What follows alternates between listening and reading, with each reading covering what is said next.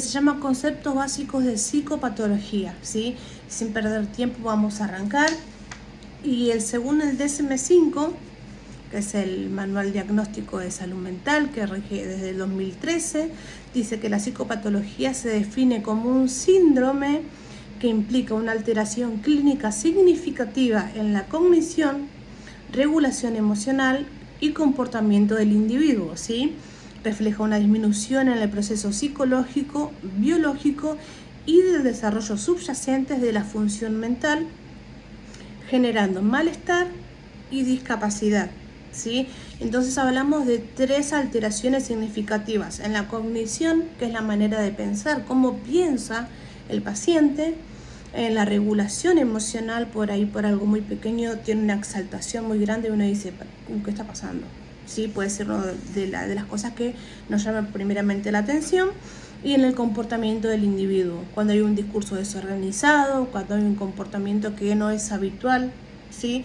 Entonces son pequeños tips que nos van a ir llevando a ver si hay una enfermedad, una psicopatología, ¿sí? Vamos al archivo que ustedes tienen. Y en la definición dice, se conoce como psicopatología a la disciplina que analiza las motivaciones y las particularidades de la enfermedad de carácter mental. La psicopatología estudia el origen, el curso y el transcurso de la enfermedad y las manifestaciones de la conducta. No se queda solo con el diagnóstico, sino que va al origen, a cómo va el curso y el transcurso de la enfermedad y cómo se manifiestan en las conductas. ¿Para qué? Para ver cómo está el paciente, si hay que regular medicación o no, si va por buen camino, se analiza toda esa parte, ¿sí? Y acá podemos ver en el archivo que nos habla de cuatro enfoques: biomédico, psicodinámico, sociobiológico y cultural. Cuando hablamos de la perspectiva biomédica, se considera que los trastornos mentales son enfermedades cerebrales que son causadas por anormalidades biológicas, ¿sí? Puede ser que el paciente ya haya nacido con una alteración biológica, ¿sí? Entonces se considera desde ese lugar. También dice que la perspectiva biomédica aborda trastornos mentales como cualquier enfermedad y dice que las alteraciones que se están produciendo son una enfermedad biológica. Así que se aborda desde ese ángulo, desde esa perspectiva, de una enfermedad cerebral, de una enfermedad biológica. Cuando hablamos del psicodinámico, se centra en las fuerzas internas e inconscientes que impulsan el comportamiento y los trastornos mentales. Por otro lado, cuando hablamos del sociobiológico, nos habla de las experiencias de la niñez, los conflictos no resueltos y los mecanismos de defensa, ¿sí? Cuando hay algo no resuelto, por ejemplo un estrés postraumático, a la larga, con el tiempo, se puede convertir o ir en proceso de una enfermedad grave. Entonces es importante trabajar todo, o cuando observamos algo en el paciente, avisar al equipo para que el equipo se encargue de poder trabajar esto y no empeore la condición. Seguimos con el archivo. Dice, entonces, las alteraciones psicopatologías son generadas por anormalidades biológicas que pueden ser bioquímicas, neurológicas o genéticas, ¿sí? Papá con bipolaridad, hijo con bipolaridad. Capaz que el hijo no, pero el nieto sí, ¿sí? Porque ya está en la cadena genética. Vale aclarar que cuando hablamos de comportamiento anormal, hablamos de una enfermedad que surge de un funcionamiento patológico de una parte del organismo, ¿sí? Entonces, acuérdense que esto también puede ser algo hereditario, como puede ser algo que hay algo en su mente, una alteración que produzca esta enfermedad. También en algunos casos sea por enfermedades, ¿sí? Por accidentes, se puede dar una enfermedad mental. Entonces, bueno, hay muchas razones, ¿sí? Válidas para que se produzca. Dice, el tratamiento en estos casos va a estar enfocado en la corrección de estas anormalidades que tienen una raíz orgánica. La psicopatología entiende los trastornos mentales orgánicos, que son aquellos que poseen causas físicas evidentes, por ejemplo el Alzheimer. Son trastornos fundamentales que nuclean a los patrones de la conducta normales que no ofrecen indicios de alteraciones orgánicas en el cerebro. Cuando hablamos de enfermedades mentales orgánicas, podemos hablar de demencia, de Alzheimer, ¿sí? Porque esto es algo degenerativo, neurológico, y que empieza muy progresivo. Empezamos con una demencia, la persona se pierde en tiempo y espacio, después se va olvidando de los recuerdos, después empieza a avanzar, ¿sí? Hasta llegar a un Alzheimer. Esto es cuando hablamos de trastornos mentales orgánicos, ¿sí? Tipos de trastornos, como tienen el archivo. Los trastornos mentales más comunes, las psicopatologías, afectan a 1 de cada 3 sujetos, ¿sí? O sea que según los estudios estadísticos, 1 de cada 3 personas padecerá de algún trastorno mental, ¿sí? Entonces es algo para tener en cuenta. Es por ahí, no se escucha mucho porque la gente no anda por la calle diciendo oh, yo tengo una enfermedad. Es algo que trata de uno mantener en el circuito íntimo, ¿sí? ¿Por qué? Porque a veces esta sociedad juzga mucho y como siempre decimos, no estamos libres de que a nosotros nos suceda. Entonces tenemos que mirar con empatía desde este lugar para que la persona y el paciente se sienta cómodo con su diagnóstico, que ya no es fácil la asimilación, sino también acompañar en este proceso, ¿sí? Y vamos a ver algunos de los trastornos. Estamos en la página 2 y comenzamos con trastornos de ansiedad. Dice, se da en situaciones de estrés o incertidumbre. Se diagnostica cuando se ven afectadas en situaciones que provocan miedo o angustia.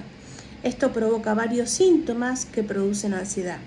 Básicamente cuando el sujeto no puede manejar distintas áreas de su vida debido a que este sufrimiento o miedo o incertidumbre lo paraliza. Cuando hablamos de trastornos de ansiedad, sabemos que la ansiedad es buena porque nos tiene alertas, un cierto grado, ¿no? Un cierto grado de ansiedad nos mantiene como alertas, como pensantes, pero cuando ya excedemos los niveles, nuestro cortisol está muy elevado, empiezan la sintomatología de un trastorno de ansiedad, como las palpitaciones, si hablamos de sudoración en las manos, de una desesperación interna, de incertidumbre, de no poder manejar los pensamientos, ¿sí? Entonces, hablamos de ansiedad que ya se pasó de lo, digamos, estándar, donde vieron que yo siempre les digo, ustedes saben cómo están sus niveles de ansiedad hoy o cómo estuvieron en la semana. Bueno, es importante, ¿por qué? Porque ahí vemos cómo estamos nosotras de manera interna. Dice, los síntomas más comunes que comparten entre sí son palpitaciones, sudoración, náuseas, incluso vómitos, angustia y llanto incontrolable. La ansiedad nos lleva a pensar siempre en eventos catastróficos. Cuando la persona tiene ansiedad, piensa por demás en un futuro incierto. No sabemos qué va a pasar el día de mañana, pero la persona piensa, el paciente, el mañana, el pasado, de acá a un mes, ¿qué puede llegar a pasar? Tengo turno con el médico en 2 meses, pero si el médico no me puede atender, ¿qué hago? Es cuando yo siempre les digo, no te adelantes negativamente a los hechos, y muchas veces nosotras mismas tenemos que decirnos, no te adelantes negativamente a los hechos para no generar más ansiedad, ¿sí? Otro de los puntos que está en la página 3 son los ataques de pánico. Dice, va asociado al sentimiento de muerte, falta de aire, malestar generalizado, no logra entrar en razón y el sentimiento se apodera de esa situación. Las personas que hemos tenido ataques de pánico, por ejemplo, en mi caso yo he tenido, la sensación es muy fea porque uno siente morir, siente que el cuerpo no responde y que no tenemos el control de lo que nos sucede, palpitaciones, sentimientos de llegué hasta acá, hasta que vamos a la guardia, nos hacen chequeos, la presión está bien, la saturación está bien, y nos dicen, ¿cómo estás de la parte emocional? Esto seguramente es un ataque de pánico. Vamos a hacer una derivación a psicología para que evite que esto vuelva a pasar. Esto con psicoterapia ayuda mucho, ¿sí? Y en algunos casos la ayuda de medicación para hacer sostén y ser refuerzo, en estos casos ayuda muchísimo, ¿sí? Trastorno fóbico, dice, miedo a determinada cosa, objeto o animal sujeto. Es un miedo tan grande que no se puede manejar. siempre hay un estímulo externo y provoca un miedo irracional. Por ejemplo, me pasó el otro día, hace un par de semanas, con una chica que le tenía fobia a las arañas. Es la primera vez que yo veo una persona con una reacción tan fuerte por un temor a una araña. La persona entró en una crisis muy grande por una araña que había. Sí, obviamente la sacamos del lugar, la ayudamos a respirar mientras mataban al bichito para que ella pudiera volver a donde estaba. Pero las crisis son muy grandes y el miedo es irracional. Por más que le digas es chiquita, no pasa nada, es inofensiva, el miedo está y la persona no lo puede controlar. Así que jamás tenemos que minimizar porque la persona realmente la pasa mal en ese momento que vio ese objeto que le produce tanto temor, ¿sí? Cuando hablamos de fobia social, dice, es un tipo de trastorno de ansiedad que suele confundirse con timidez. Quien lo padece siente una ansiedad extrema ante la posibilidad de ser el centro de atención, incapaz de hablar en público, evita hablar por teléfono y evita reuniones para no ser observado por miedo a ser juzgado por un otro. ¿Sí? A veces se confunde esto con timidez, la persona decide no ir a reuniones familiares, no ir a cumpleaños, porque no me voy a sentir incómodo y lo que hay es una fobia social y esto quedó mucho después de pandemia, ¿sí? ¿Por qué? Porque tuvimos casi 2 años encerrados por COVID y salir otra vez a la vida, salir otra vez a las reuniones sociales nos producía cierto temor al contagio que después termina derivando a que la persona se quede en su casa para no exponerse públicamente, no ser observado o tener miedo de lo que diga pueda no caer bien. Entonces la persona termina alejándose de lo social y termina, excluido socialmente. Que esto con psicoterapia se trabaja, ¿sí?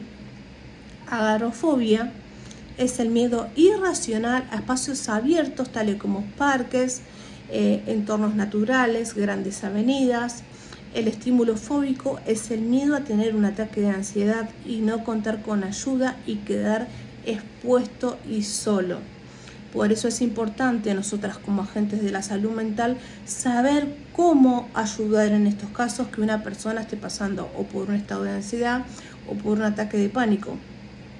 Obviamente pues si no contamos con las herramientas que nos ayuden, por ejemplo, en un ataque de pánico, de ansiedad, uno se pone hielo en la nuca y eso ya ayuda a regular, hielo en la sien, acá en esta parte de las manos o en las sienes, ayuda a que regulemos. Si no tenemos hielo, agua fría, en algunos casos sacar el calzado y que la persona pise la palma del pie, la planta del pie en el piso, ¿sí? Para ubicarse en tiempo y espacio. Son pequeñas cosas que nos ayudan mucho. El tema de la respiración, ¿sí? Respirar profundo, retener el aire 4 segundos y largar despacito, repetirlo varias veces al ejercicio, porque se activa una glándula importante en nuestro cerebro que ayuda a que regulemos, ¿sí? Entonces, por eso les digo que es importante tener herramientas para poder ayudar a la persona que en la calle de alguna forma le agarró un estado de ansiedad y no sabe cómo controlarlo.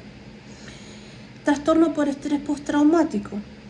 Se manifiesta cuando el sujeto padece una situación particular que le genera estrés, irritabilidad, desapego y se da cuando la persona revive algún estímulo que ha sido traumático y va a estar evitando ese momento.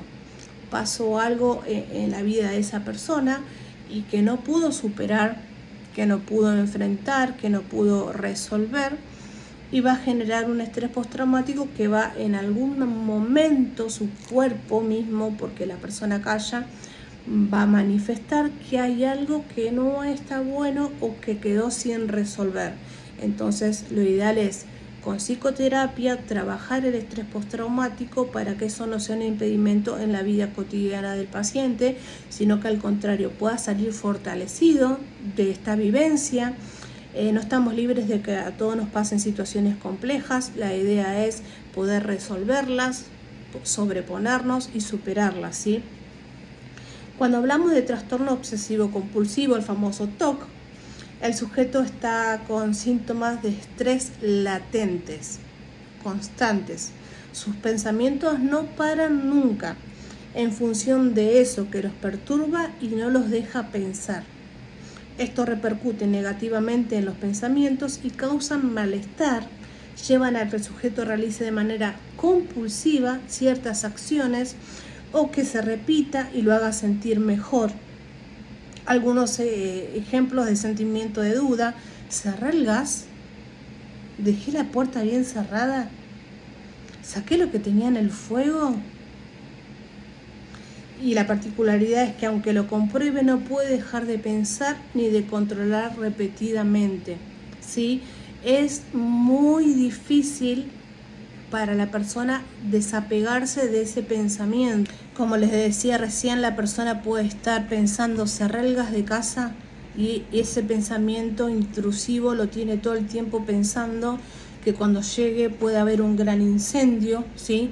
Entonces es algo que perturba la mente del paciente y se buscan técnicas para desapegarlo de esos pensamientos y que la persona pueda tener una calidad de vida, porque imagínense estar todo el tiempo pensando en dejé la planchita enchufada, por ejemplo, tener que volver a la casa a verificar, ¿sí?, si la dejó o no.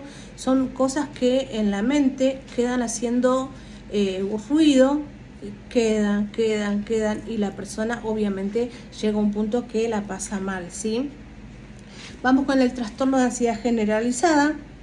Dice: los sujetos que padecen este trastorno sienten preocupación y ansiedad de manera continua. La persona vive preocupada por lo que va a pasar mañana, por lo que va a pasar la semana que viene, por lo que va a pasar esta noche, ¿sí? Entonces, sus niveles de ansiedad son elevados y la persona vive en un estado de alerta constante, ¿sí? Dice: está la preocupación que le impide hacer y siempre encuentra algo por qué preocuparse. No es que la persona dice, bueno, a ver, ¿por qué me voy a preocupar? No, los pensamientos vienen. ¿Qué pasa si tu gatito, el alimento nuevo que le compraste le cae mal? Y ya empieza el pensamiento de que, uy, si a mi gato le pasa algo, ¿qué voy a hacer? ¿Qué voy a hacer con la cena de esta noche? O sea, los pensamientos intrusivos vienen y toman el control de la mente de la persona que tiene ansiedad generalizada. Está la preocupación que le impide hacer y siempre encuentra algo por qué preocuparse. Se manifiesta en situaciones como náuseas, fatigas y problemas de sueño. Lo más cotidiano, lo más normal es que la persona no pueda dormir en una calidad de sueño profundo, sino algo superficial, algo corto, y despertarse varias veces a la noche. Por eso en la mayoría de los casos se medican ansiolíticos para que la persona relaje y pueda inducir en un sueño profundo y descansar.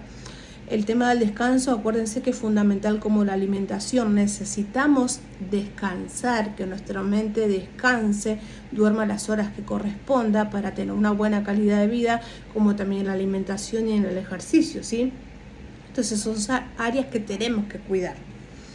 Trastorno bipolar.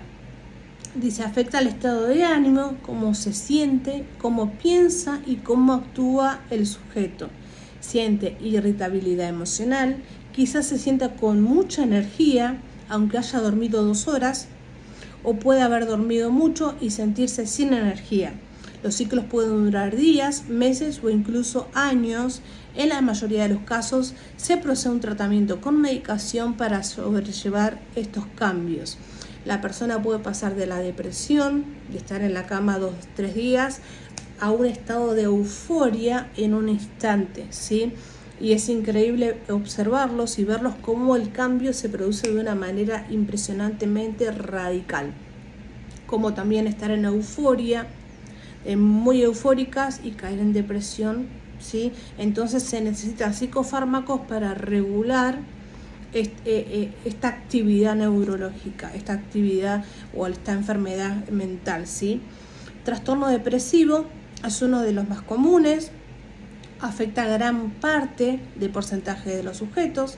Este sentimiento de frustración, desaliento, se encuentra desmotivado, la persona ve todo negativo, le falta energía, y en algunos casos afecta la ingesta de alimentos. La persona no se alimenta, no se higieniza, sí pierde como el desgano por la vida en general. Esto puede durar días e ir desapareciendo, aunque en otros casos se procede a sentimientos de meses y años con depresión si no se trata, ¿sí? Es muy importante tratar la depresión. No es hoy estoy triste, mañana estoy triste, no, bueno, ver a fondo qué es lo que está pasando. En una psicopatología sería que suele tratarse con medicación si el paciente no logra salir por sus medios de este estado de angustia y depresión.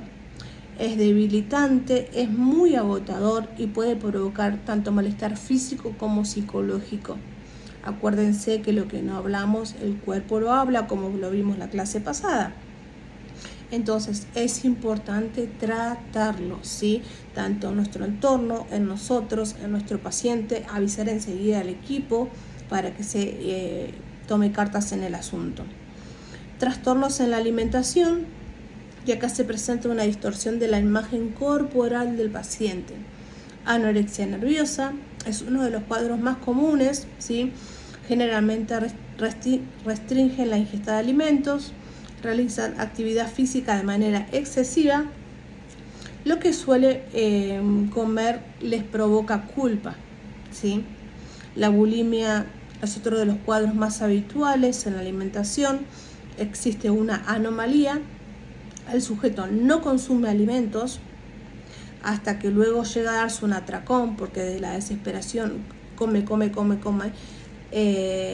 hasta donde más no poder, y después lo que hace es inducir al vómito o tomar laxantes para poder eliminar. ¿Sí? Estas conductas se sabe que tiene, luego les produce tristeza y no las logra evitar. La persona vive constantemente con esto: cuántas calorías tiene, cuánto voy a engordar o cómo me va a afectar. Entonces hay que tratarlo. Y lamentablemente hoy se está viendo en niños ya que tienen estas enfermedades, bulimia o anorexia. Entonces tenemos que estar muy atentos, ¿sí? Que el niño esté fijándose, no voy a comer esta golosina porque me engorda, es un llamado de atención. O como he escuchado en muchos casos, no quiero ser gorda como tal de mi familia, entonces no como o como muy poco. Y bueno, ahí empieza la socioeducación en el niño. ¿Para qué? Para que aprenda una alimentación sin temor y que pueda vivir una vida tranquila. Vamos con el trastorno psicótico. Es una patología grave, ¿sí?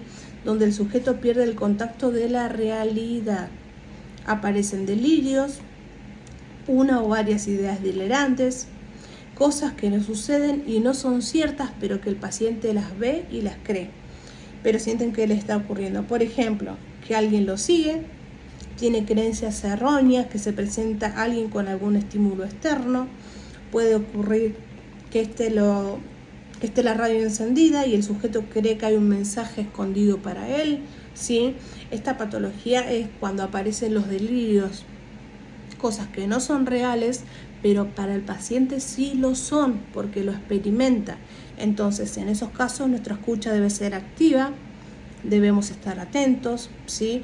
No contradecir al paciente. Si el paciente dice, escucha ese mensaje que me está diciendo el pájaro, uno no le puede decir nada, el pájaro no te va a hablar. No, escuchar, decir, ¿qué te está diciendo? Contame, a ver. Bueno, ahora decirle que se vaya, que te deje tranquilo. Es como escuchar, no minimizar lo que el paciente siente, porque para el paciente esto es real, ¿sí? Nosotras no lo vemos. Me pasó con un familiar que tenía una enfermedad que me decía, mira, está el nene con el sombrero. Y yo miraba y no había nada. Ah, sí, le decía yo. Sí, ahí está, míralo.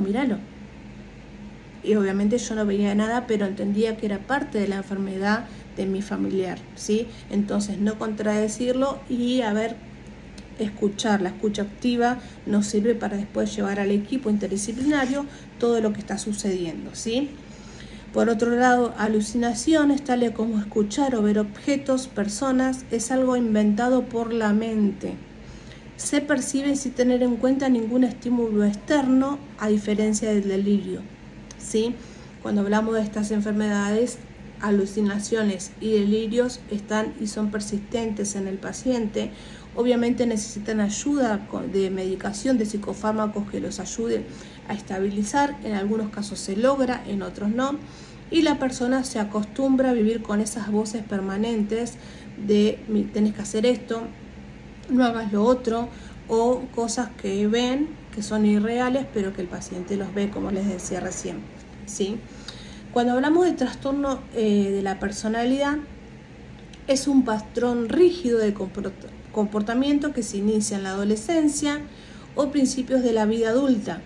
El trastorno límite de la personalidad, conocido como TLP o borderline, habla de que una persona débil, cambiante, por momentos de ira incontrolable, con relaciones intensas, que idolatra en un momento, pero de un momento al otro llega de la idealización a destrozar a la persona, ¿sí?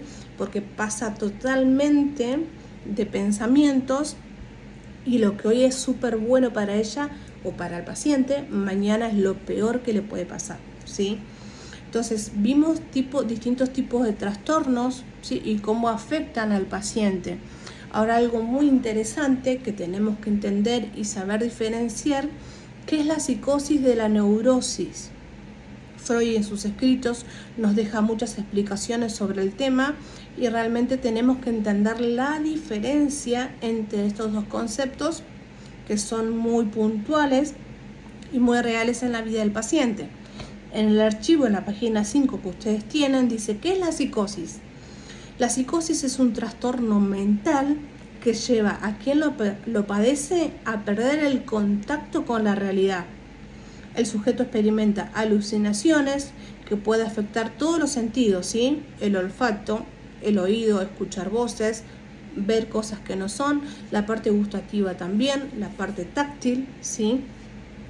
Por ejemplo, puede estar hablando rápido, caminar completamente y de manera fluida, hablar de un tema sin notarlo. Tienen un comportamiento totalmente desorganizado, falta de autocontrol, movimientos repetitivos o repetición incoherente de alguna palabra.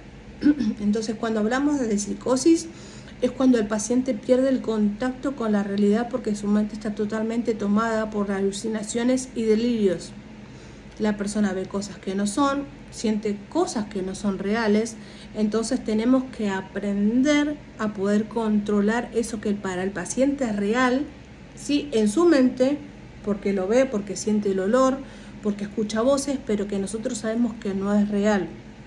Hablamos de una enfermedad psicótica, ¿sí? Entonces, acuérdense, en la psicosis se pierde el contacto con la realidad, porque hay alucinaciones y delirios, ¿sí? Cuando hablamos de neurosis, ¿sí? Vamos al archivo, dice, la neurosis es un trastorno parcial de los afectos funcionales del sujeto asociados a conflictos emocionales y psicológicos.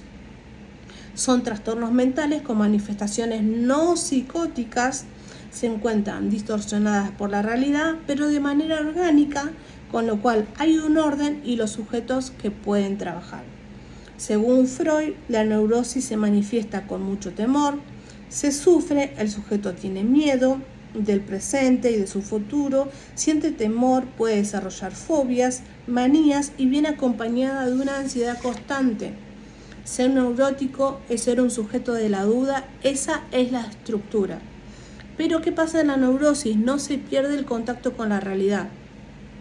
En la neurosis la persona puede tener ansiedad, temores, pero está en el aquí y en el ahora. No hay alucinaciones, no hay delirios, ¿sí? Sino que la persona está consciente, peleando con sus pensamientos, luchando con esa ansiedad que por momentos la atormenta, ¿sí? Pero hay una gran diferencia entre una enfermedad psicótica y una neurótica, ¿sí? Todos dicen que por ahí todos tenemos algo de neurosis. Puede ser, todos tenemos un poco de ansiedad, tenemos un poco de temor, pero en la neurosis la base es el temor, ¿sí? Pero no hay una pérdida de la realidad.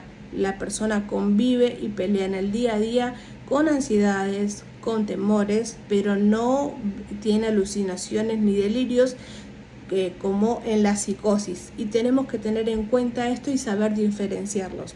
Ahora, cuando ustedes repasen de nuevo el archivo y lean cada uno de los trastornos que vimos, van a poder diferenciar cuál es un trastorno psicótico o neurótico, ¿sí? Es importante que lo puedan volver a releer para poder entender de qué estamos hablando, de psicosis y de neurosis. Cualquier duda que tengan, cualquier punto que haya quedado inconcluso o que les haya quedado alguna duda, saben que me pueden escribir y volvemos a hablar por privado de la duda que ustedes tengan.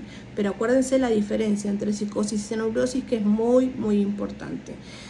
Bueno, espero haber sido clara. Es una clase un poquito compleja, pero una vez que ahora vuelvan a releer el apunte van a ver que lo van a entender mejor.